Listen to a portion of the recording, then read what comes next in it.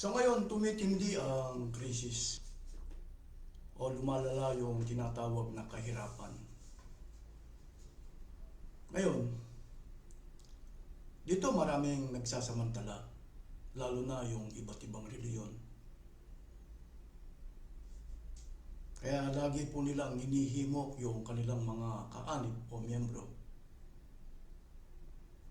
na lagi silang nasa kapilya o yung tinatawag nilang pagsamba o pagtitipon, lalo na sa Iglesia ni Manalo. Magtatanong muna ako sa inyong lahat, sino po ang unang magugutom? Yung binibigyan ng limos o yung nagbibigay ng limos?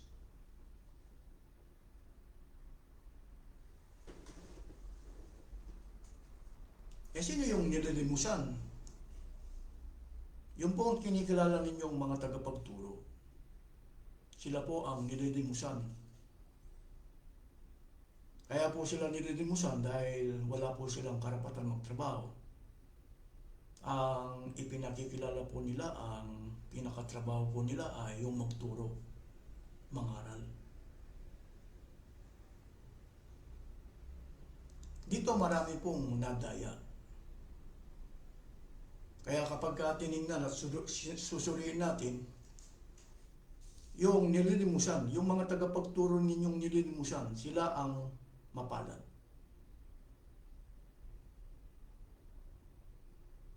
Imbes na yung mga nagbibigay. Kaya sa inyong reliyon, mapalad yung binibigyan ng limos. Kung tawagin nila, tulong. Ngayon, dumalaga na po yung kahirapan. Kinakailangan po yung mga kaanib, mga miyembro, laging tumutugon dun sa tinatawag nilang pagsamba o pagtipon. Bakit? Ang layunin po kasi nila, para laging may magdadala ng yaman, magdadala ng kinikita. Kaya ang pinakakapilya po nila, dalahan ng pera. Binabasahan po nila ng mga talata ng Biblia ang mga miyembro para hindi po nila pabayaan yung tinatawag nilang pagkakatipon o yung tinatawag nilang pagsamba. Ang babasahin ko po sa inyo, aklat po ng Hebreo, Kapitulo 10, talatang 25. Na huwag nating pabayaan ang ating pagkakatipon na gaya ng ugali ng iba, kundi mag-aralan sa isa't isa, at lalo na kung inyong namamalas na malapit na ang araw. Ito po ang lagi nilang binabasa, Hebreo Kapitulo 10, talatang 25. Itinuturo nila sa mga miyembro, mga kapatid, huwag niyong pabayaan ang pagkakatipon o yung tinatawag na pagsamba. Minsan sinasabihan pa yung iba, alam niyo mga kapatid, malapit na ang araw ng paghuhukom. Ako po walang tutol na malapit na ang araw ng paghuhukom. Pero meron po akong gustong ipapansin dito sa binasa ko. Ulitin natin kasi po maraming nakakaalam sa talatang ito, pero meron akong gustong ipapansin.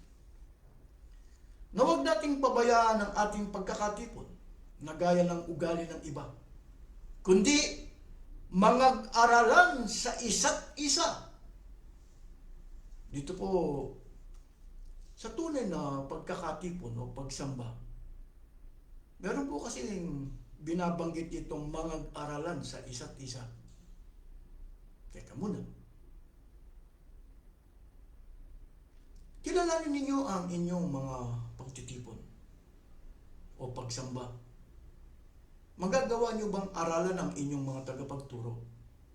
Kasi may binabanggit dito, mag-aralan sa isa't isa. Dito po, kinakailangan po ang inyong kinikilalang mga tagapagturo, pwede nyong turuan. Mas maganda po babasahin natin ang unang Korinto, Kapitulo 14, talatang 26. Pasilin po ninyo hanggang 31. Kasi meron pong binabanggit siyempre ang mga aralan sa isa't isa. Kaya ako tinatanong kung pwede niyong turuan ang inyong kinikilalang tagapagturo. Sa panahon ng pagtitipon ng pagsamba. Ito po, babasahin ko sa inyo. Aklat po ng unang Korinto 14, talatang 26. Sa magandang balita, bigla ko po babasahin.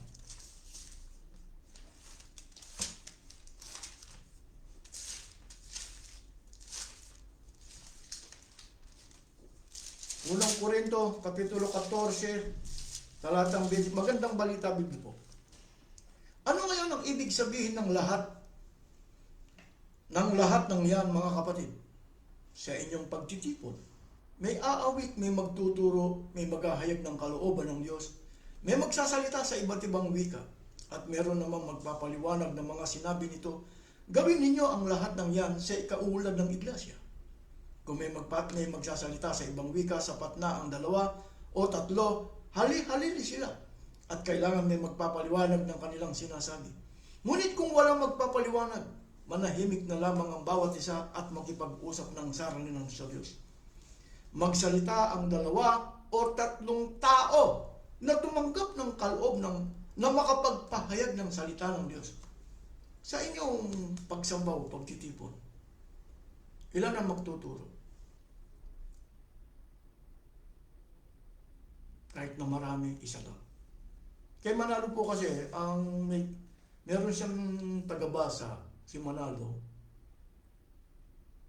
Pagka si Manalo nagturo, meron siyang tagabasa. At ginagawa din po nila sa Net25 o sa mga broadcasting system, 2 o 3. Pero sa panahon ng pagsamba po, ang may karapatan magsalita lang ay isa. Ulitin ko po, babasahin.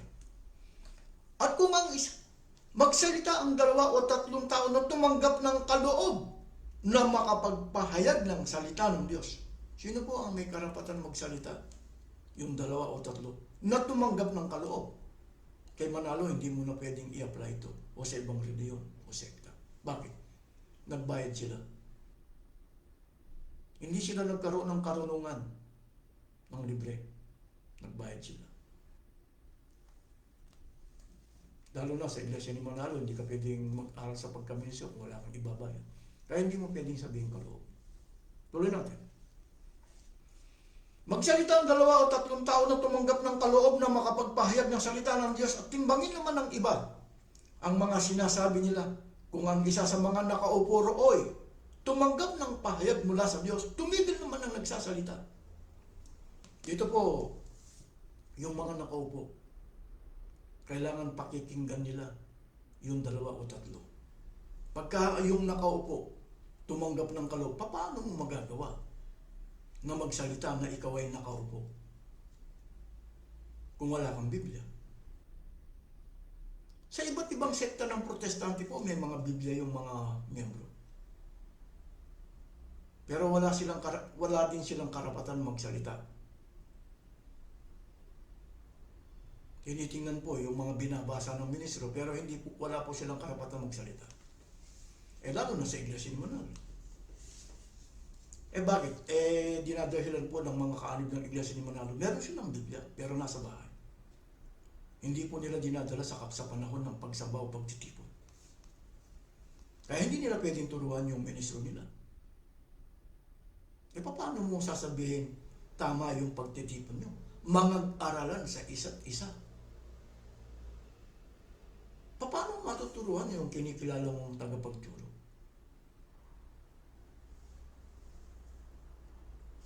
Babasahin natin ang 30. At kung ang isa sa mga nakaupo tumanggap ng pahayag mula sa Diyos, tumigil naman na nagsasalita, sapagkat kayong lahat ay maaaring isa-isang magpahayag ng salita ng Diyos upang matuto ang lahat at mapalakas ang loob nila. Kinakailangan po kasi lahat matututo. binabanggit dito. Meron po akong gustong ipapansin sa unang binasa kong talata. Yung nasa Hebreo. Meron akong gustong ipapansin dito eh. Hebreo 10, talatang 25. Huwag nating pabayaan ang ating pagkakatipon na gaya ng iba, kundi mag-aralan sa isa't isa. Lalo na kung inyong namamalas na nalalapit na ang araw. Ito, kasi sinasabihan yung mga kaanib. Mga kapatid, lahat ng mga palatandaan na malapit ng araw ng natutupad na, digmaan, kung ano-ano.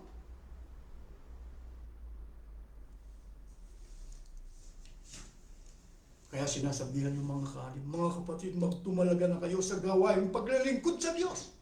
Pero pagka pinansin po natin kasi, ang motibo ng ministro, kaya kailangan maging matalino po kayo. Maging matalino. Bakit? Kaya hinihimok po nila ng mga miyembro na tumugon sa mga pagsamba, hindi nila dapat pabayaan kasi nagdadala ng yaman. Bakit? Kapag ka pinabayaan po nila yung tinatawag nilang pagtitipon, paano kakain yung ministro? Paano kakain si Manalo? Kasi yun ang motibo talaga. Yung ang mga tao wag kailangan maglulumagi sa mga kapilya. O yung tinatawag nilang pagsamba para magdala sila ng yaman o ng pera para may makain sila. Eh kung wala nang magdadala ng yaman. Ibig sabihin, ang motibo ni Manalo o ng iba't ibang mga tagapagturo, kailangan dalhan sila ng yaman para kumain sila. Hindi lamang po para kumain. Mag-invest sila. Paano mo mapapagala yung kotse? Paano mo mapapagala yung eroplano kung walang magdadala ng yaman? Meron po kasi akong gustong ipapansin dito na, kapatid, dapat sasabihan yung mga kaanib, magsasalita yung mga kaanib. Kapatid, alam mo ba kung anong mangyayari sa araw ng paghukom? Mas maganda po babasahin natin. Ikalawang Pedro Kapitulo 3, talatang 10. Datapot darating ang araw ng Panginoon na gaya ng magnanakaw, na ang sangkalangitan sa araw na yan ay mapaparang, kasabay ng malaking ugong, at ang mga bagay sa langit ay mapupugnaw sa matinding init, at ang lupa at ang gawang nasa lupa ay pawang masusunog. Ano po ang mangyayari sa araw ng paghuhukom? Lahat ng bagay po masusunog. Ang gusto ko pong mangyari ganito, yung mga miyembro tinatakot, ang mga pag-aari nila masusunog sa araw ng paghukom. Kaya ganyan po nilang hinihimok yung mga miyembro na laging nasa kapilya. Ang layunin nila magdala ng kayamanan . Kasi sa pagtitipon po, kung walang magdadala, paano? Kasi po lumalala yung krisis . Kaya sa panahon ng krisis, ang unang nangangamba ay yung dapat. Yung unang mangangamba sa krisis, yung mga ministro, mga pastor, mga tagapagturo ng reliyon. Kung wala nang magdadala. Pwede po ba nilang sabihan o turuan si Manalo o kapatid? Sige, tutugon kami sa pagsamba o pagtitipon. Pero hindi na kami magdadala ng yaman o ng kinikita namin. Bakit pa kami magdadala kung ang dami mong ipasusunog sa araw ng paghukom? Arena, eskwelahan, hospital, village, kung ano-ano, mga kapilya. Aeroplano, bahay sa Fort Spot, ang dami mong ipasusunog. Bakit pa kami magdadala ng yaman? Kung ganyan na malapit na pala ang araw ng paghukom. Meron bang magtuturo sa kanila? Mga kapatid, narito na po ang mga ipasusunog natin sa araw ng paghukom.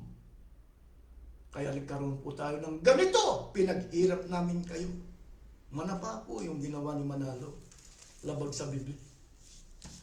Babasahin ko sa inyo, aklat po ng Mateo. Si Manalo nag-ipon ng kayamanan. Saan yung kayamanan na yan? Halimbawa, mga kapilya. Kay Manalo po, yung mga investment na yan, pagyaman ni Manalo, yung mga investment katulad ng kapilya, lahat. Hindi po magagara nga rin mga kapilya. Wala pong silbi. Kasi hindi mo pwedeng, sa panahon ng pagsamba o pagtitipon, wala kayong karapatan magsalita. Hindi nyo pwedeng turuan ng inyong kinikilalang mga Ibig sabihin, ang pagtitipon ninyo kulang. Hindi nakalulugod sa Diyos. Dahil wala kayong karapatan magsalita. Hindi nyo pwedeng turuan ng ganito ang inyong kinikilalang tagapagturo sa 6:19. Aklat po ng Mateo.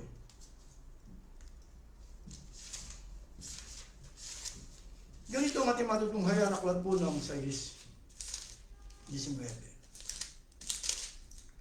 Huwag kayong mag-impok ng kayamanan dito sa lupa, ng mga kayamanan dito sa lupa.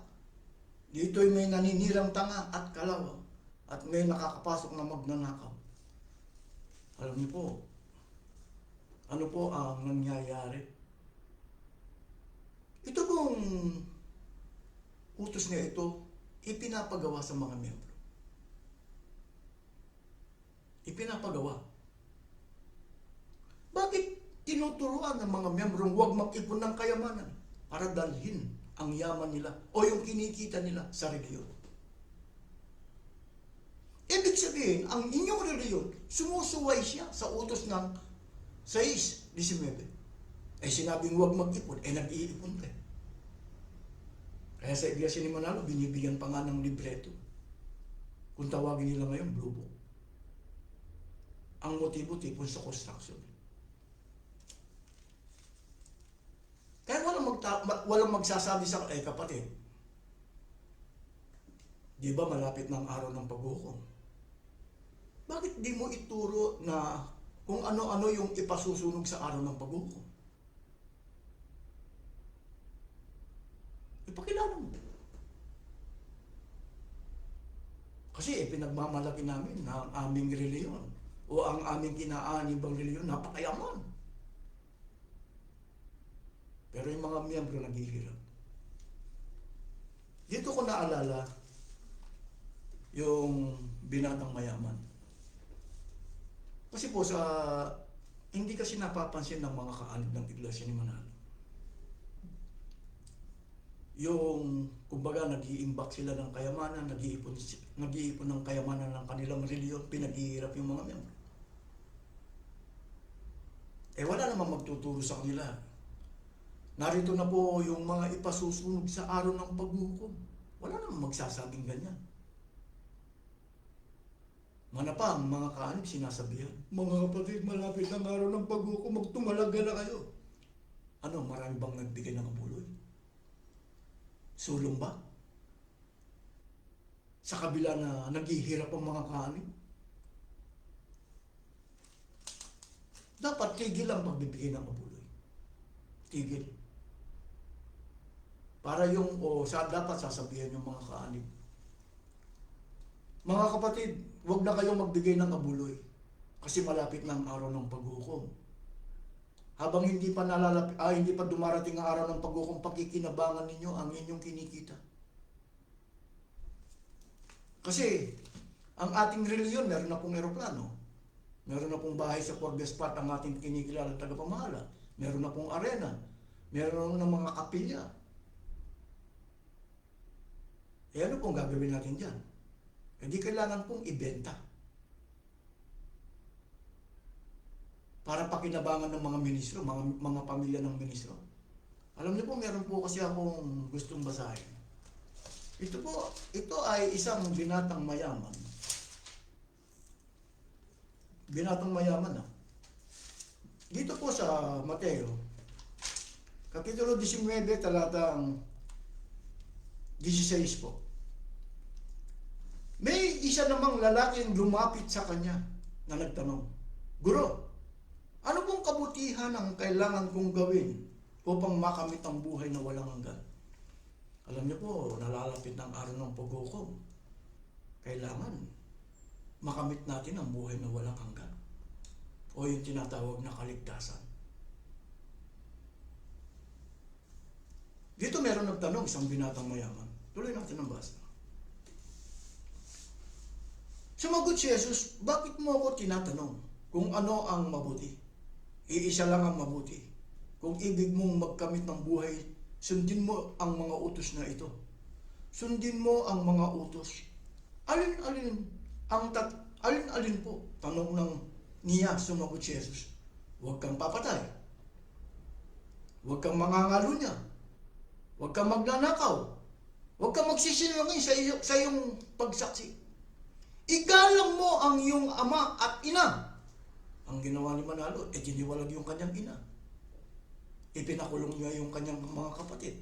Hanggang ngayon, walang justices na nangyayari. Hindi umuusad ang kaso. Ulitin ko po. Igalang mo ang iyong ama at ina. Ibigin mo ang iyong kapwa, gaya ng pag-ibig mo sa iyong sarili. Hindi pwede. Kailangan ikaw lang ang mamahalin. Bakit? Sarili mo lang, hindi mo kayang pakainin eh. Paano ka magmamahal sa iba? Sa iyong asawa na lang. Halimbawa, isang ministro, isang tagapagturo. Kung ikaw mismo ministro, hindi mo magawang mahalin ang iyong sarili. Paano po bang pagmamahal sa sarili? Kung babasahin po natin sa Efeso, Kapitulo 5, talatang 28 hanggang 29, magagawa mong pakainin. Paano mo magagawang pakainin kung wala kang karapatan magtrabaho?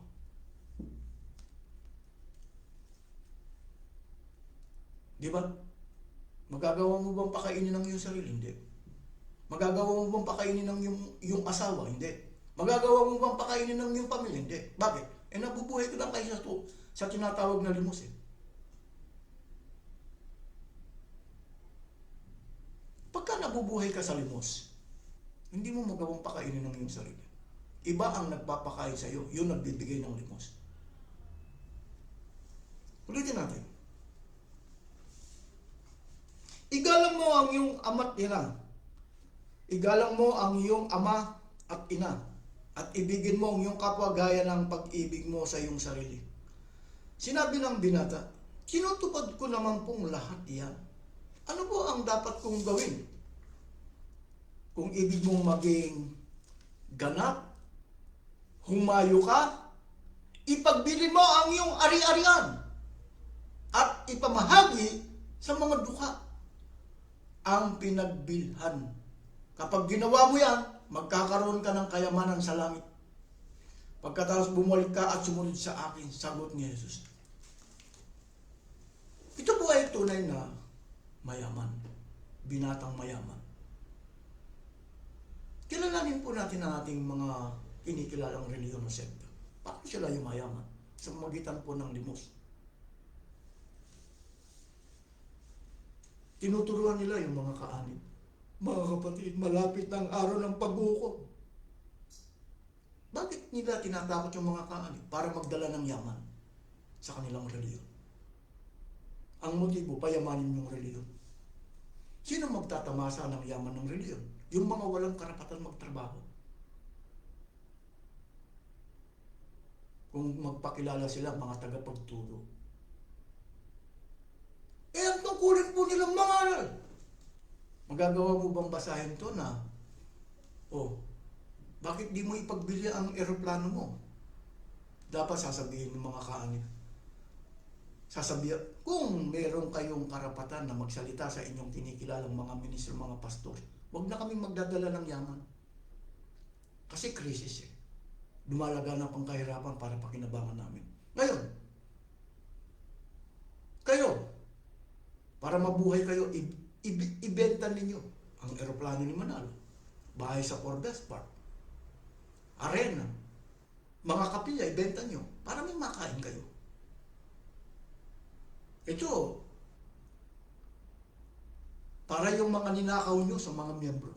Ito pong binatang mayaman, yung pinagbilhan ng kayamanan, ibibigay sa mga dukha. Eh, ang mga reliyon po, yung mga karamihan sa mga miyembro nila, mga dukha. Sila ang pinagsasamantalahan, yung mga dukha, para magkaroon sila ng yaman. Nagpapakilala silang mga pastor, mga ministro. Pwede mo bang turuan yung si Manalo at ang kanyang mga ministro? Ibenta mo na yung aeroplano mo. Malapit na ang araw ng paghukom eh. Ibenta mo yung arena. Ang problema, matitindi itong mga kolektor eh. Tinatakot yung mga miyembro eh.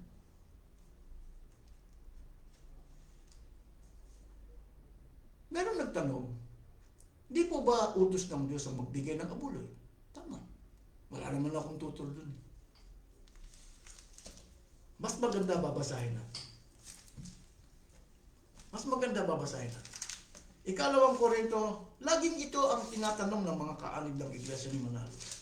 Laging tinatanong ito. May 17, magbigay ang bawat isa. Magbigay ang bawat isa ayon sa ipinasya ng kanyang puso, huwag mabigat sa loob o dahil sa kailangan, sapagkat iniibig ng Diyos ang nagbibigay na masaya. Pagka sinabing bawat isa, hindi ba kasama yung mga ministro, mga tagapagturo? Bakit pagka ipinatutupad to pati yung mga bata?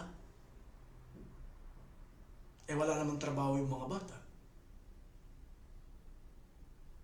Eh saan manggagaling yung ibibigay? Kasi po sa Iglesia ni Manalo, mayroong pagsambang kabataan. Pera din ang layunin. Kailangan makakuha rin si Manalo ng pera sa mga bata. Eh nakalagay dito bawat isa. Bakit di nyo kilalanin yung ministro ninyo? Si Manalo, tangkad ng mga ministro. Magagawa ba nila magbigay ng abuloy? Ito ang lagi nilang tinatanong.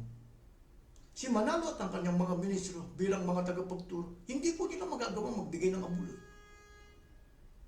Hindi sila makasunod sa utos ng magbigay ang bawat isa. Bakit? Eh wala silang karapatan magtrabaho. Eh paano siya nagkaroon ng yaman? Bigay ng mga kanya. Paano siya nakakapagpagawa ng ganyang bagay? Galing sa mga kanya. Eh sinong mapalad sa inyong reliyon? Yung nagbibigay, binibigyan. Ngayon, tinatakot ng mga miyembro. Para lagi silang nasa loob ng kapilya. Mga kapatid, magtumalagan. Eh, ang layunin kasi makakuha ng kayamanan. Magdala sila ng kayamanan. Eh, bakit nagagawa ni Manalo at ang kanyang mga ministro? Wala kasi nagsasalita. Pipi ang mga miyembro. Hindi sila binibigyan ng karapatan na magsalita. Kapatid, tama na yung panghihingi nyo ng abuloy. Marami na kayong ipasusunod. Hindi nila pwedeng turuan na katulad ng binatang mayaman. Huwag na sa amin, ibenta mo yung kapilya. Ibenta mo yung arena. Ibenta mo yung mga eskwelahan na yan. Para pakinabangan nyo na lang kayong mga tinatawag na nasa ministeryo. O kayong mga tagapagturo, yan. Pagati-hatihin nyo. Eh walang magsasabi ng gano'n. Eh pare-pareho kayong umaasa sa abuloy. O sa tinatawag na tulong, papayag ba kayo na si Manalo merong aeroplano? Meron siyang bahay sa Forbes Park? Napakagarang opisina? Pare-pareho lang kayong umaasa? Eh yung mga ministro kasi hindi naman makapagsalita sa kay Manalo. Bakit? Dudukutin sila. Ang dudukot sa kanila mga pulis.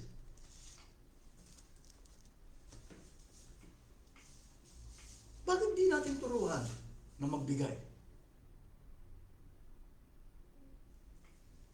Kaya si Manalo po at ang kanyang mga ministro, hindi po nila magawang Kasi mga kaanib ng Iglesia ni Manalo, ako pa ang tinatanong. Kung paano ko raw mapapatunayan na si Manalo at ang kanyang mga ministro hindi makapagbigay ng abuloy. Eh galing ako dyan eh. Pagka umaasa sa tulong, hindi makakapagbigay ng totoo. Anong ginagawa niya? Nagkukunwari sa pagbibigay ng abuloy. Si Manalo at ang kanyang mga ministro, ang turo kasi ni Manalo, 5 beses, ipapagawa niya sa mga miyembro. Pero hindi niya gagawin yung turo niya. Pati yung mga ministro, hindi nila magagawa magbigay ng totoo. Mas maganda babasahin ko po sa inyo. Aklat po ng Mateo 23, 3 hanggang 4. Pasilin po niyo. Ito po yung katangian ni Manalo. Para maintindihan ninyo. 23, 3. Kaya't gawin ninyo ang itinuturo nila at sundin ang kanilang iniutos. Ngunit huwag ninyong tularan ng kanilang gawa. Sapagkat hindi nila isinasagawa ang kanilang ipinangangaral. Nagbibigti sila ng mabibigat na dalahin at ipinapasan sa mga tao. Ngunit ni daliri, ayaw nilang igalaw upang tumulong sa pagdadala ng mga yun. Kaya nagkukutis babae. Magbigay ang bawat isa. Makakapagbigay ba sila? Hindi. Anong ginagawa nila para hindi makita yung panglilinglang nila, pandarayan, nagkukunwari. Saan galing? Sa tulong. Saan nagmula yung tulong? Mula sa mga limos ng mga kanin. Kaya sa pawis ng iba kumakain sila. Hindi sa pawis ng kanilang mukha. Ang pinaghirapan ng mga kaanib, yan ang yaman. Yan ang kukutis babae. Si Manalo kasi, kaya bago po kayo maniwala sa isang reliyon o isang tagapagturo,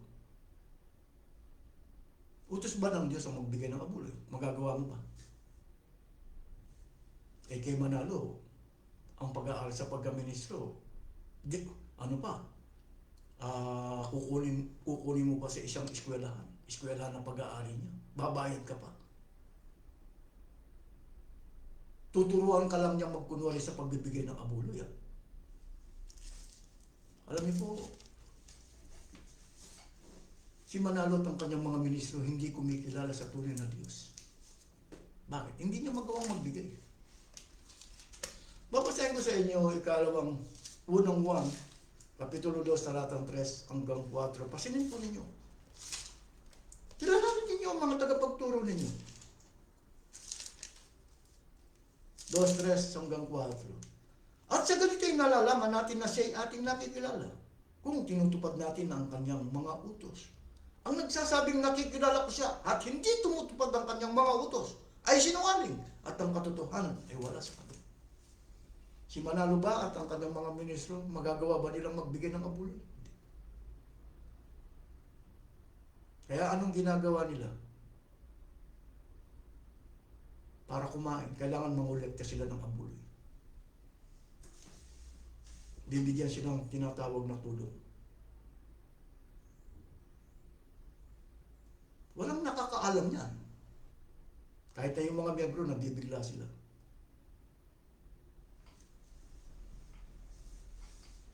Kaya akala nila, matatalino yung mga ministro ni Mangmang po. Mangmang. Marami silang nadaya. Yan ang ginagawa nila para makapanlinlang. Nagkukunwari sa pagbibigay ng abuloy.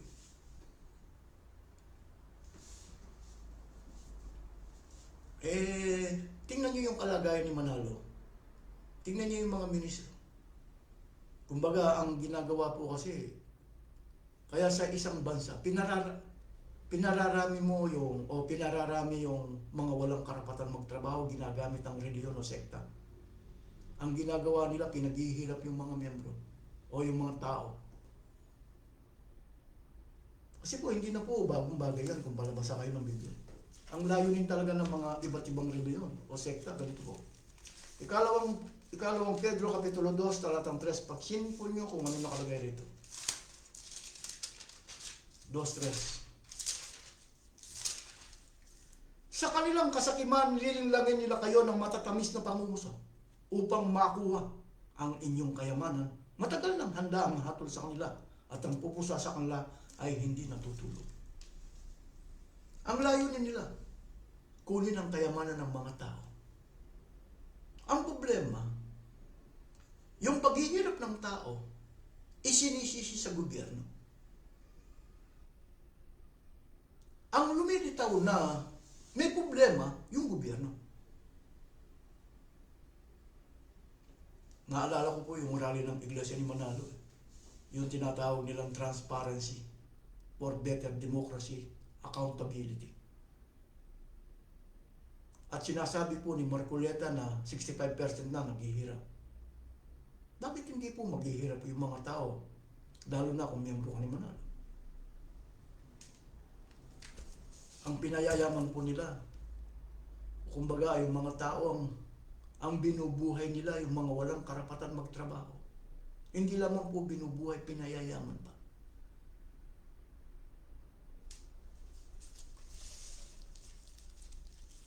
Kung tutuusin talaga, ang gobyerno kaya kurap ang mga nakaupo. Bunga po ng Iglesia ni Manalo. Dahil si Manalo, hindi niya binibigyan ng laya ang kanyang mga miyembro sa panahon ng eleksyon na pumili ng tamang politiko. Dinidiktahan lang sila. Kaya laging bukang bibig ng mga tao dahil kay Manalo.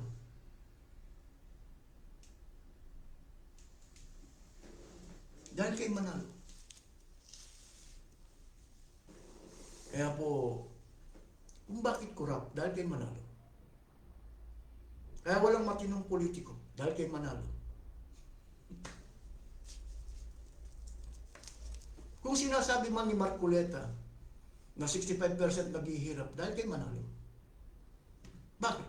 Dinadala ang mga tao, dinadala ang yaman. Paano yumayaman si Manalo? Ano bang lifestyle ni Manalo? Ba't di mo ipakilala kung anong lifestyle? Si Manalo ba, pwede ba siyang mag-declare ng yaman? Sasabihin ba niya doon sa mga kapatid, narito na po yung mga ipasusunog natin sa araw ng pagluko. Wala naman magsasabing ganyan. Meron ba magtuturo niyan? Mandadaya nga sila. Ang kawawa rito yung mga miyembro. Para lang makatugon sa pagsamba, iiwanan nila yung trabaho nila. O kaya kung merong patay, iiwanan yung patay.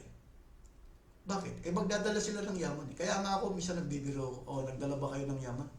Ng abuloy? Hindi tunay na pagsambay. Bakit? Wala kayong karapatan magsalita eh. Kaya ang ginawa ni Manalo, nagkaroon po siya ng bangko sa bawat lugar ng Pilipinas. Kung titingnan nyo, ang inuna niya, ang pinakabangko ni Manalo yung kapilya. Padalahan ng pera. Sinong bubuhay? Yung walang karapatan magtrabaho. Ilan ang mga walang karapatan magtrabaho? Tangi kay Manalo. Ipasosyorder mo sila sa lahat sa gobyerno. Dapat ang gagawin nyo, itigil mo na yung pagbibigay ng abulo. Baka merong magsabi, sinabi ko na nga kanina, utos po ng Diyos magbigay ng abulo eh.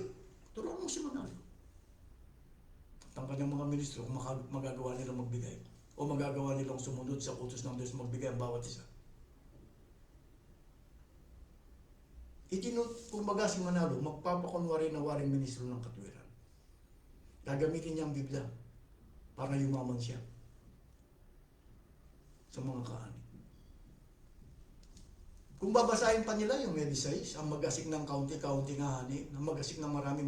Kaya yung mga kaani, alam niyo po mga kapatid, dumalangin kayo sa harap ng Diyos sa magitan ng kapilya. Yung ministro nga araw gabi nandyan na eh. Hindi pa rin nananalangin para humingi ng biyaya ng sa Diyos eh. Ang hinahanap niya yung ibigay ninyo eh. O kung sabihin niya yung ministro, ayan, maglumuhod ka dyan. Hindi gagawin ng ministro. Bakit? Ang hinihintay niya yung bigay niyo. Bakit? Hindi naman siya naniniwala sa Diyos. Kapag ka naniniwala ka sa Diyos, magtatrabaho ka. Para kumita. Babasahin ko sa inyo. Ikalawang Tesalonica, Kapitulo 3. Ito po ang hindi binabasa sa Iglesia ni Manalo.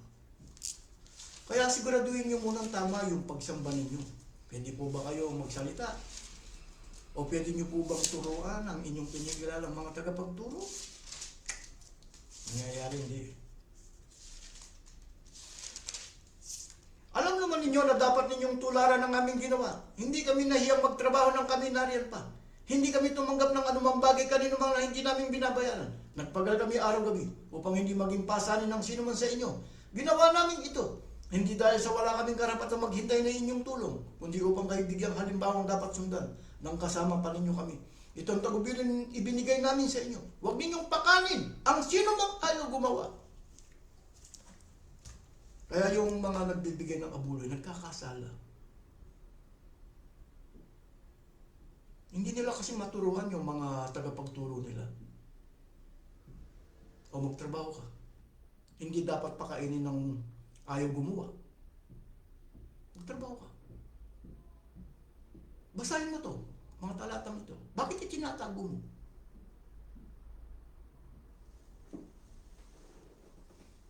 Kaya nagkakasala pa nga yung mga nagbibigay ng abuloy. Nagkakasala. Bakit? Kita nyo, pinakakain lang. Pinakakain na. Ayaw pa lumabas. Nagtatago. Di, may kotse na eh. Ayaw pa rin lumabas. Ayaw pa rin maghanap ng tuturuan. Di, may aeroplano na eh. Wala pa rin. Pwede sasabihin niya, malapit ng araw ng bago. Eh, yaman ng inyong reliyon ha. Pasunog. Meron ba magsasabi? Meron ba magtuturo sa mga tagapagturo? Narito na po mga ipasusunog natin sa araw ng paghukom, mga kapatid. Kaya marami tayong ipasusunog. Pinaghihirap namin kayo. Tulig sa'yo ng gobyerno. Punahin ang gobyerno para maibsan ang kahirapan. Kaya kung isang kawawa din yung mga mga opisyal ng gobyerno, tag-tag. Lalo na si Bongbong Marcos. Alam niyo po, kaya ipinipilit nila na dahil sa pagtatanggol ni Manalo kay Sara, pagka pinansin niyo kung sino yung star witness laban kay Sara ngayon, isang miyembro ni Manalo. Alam niyo po, yung isang kasama ni yung witness, inambus. Dapat dalawa yan eh. Pinatay na. Buti yung witness na yan, di pa napapatay eh. Pero mga miyembro ni Manalo yun. Si Manalo, pinagtatanggol niya. Yung si Sara. Eh sino yung hindi ba niya miyembro itong star witness laban kay Sara? Bakit? Si Manalo kasi hindi naman lumilikha ng mabubuting mamamayan. Bakit di mo tingnan lahat? Karamihan. Puro miyembro ni Manalo. Kaya turuan nyo si Manalo at ang kanyang mga ministro na malapit ng araw ng paghukom. Turuan nyo yung katulad ng binatang mayaman. Lalo na si Manalo. Magagawa ba niyang mahalin ang kanyang kapatid na ipinakulong niya? Na hanggang ngayon walang justice na nangyayari. Pinipris nila. Eh kung hindi ka lang malakas sa gobyerno. Kaya kung hindi hawak ni Manalo ang gobyerno, lalabas ang totoo. Kinikilala ko yung mga general na may hawak dyan eh, sa kulungan eh.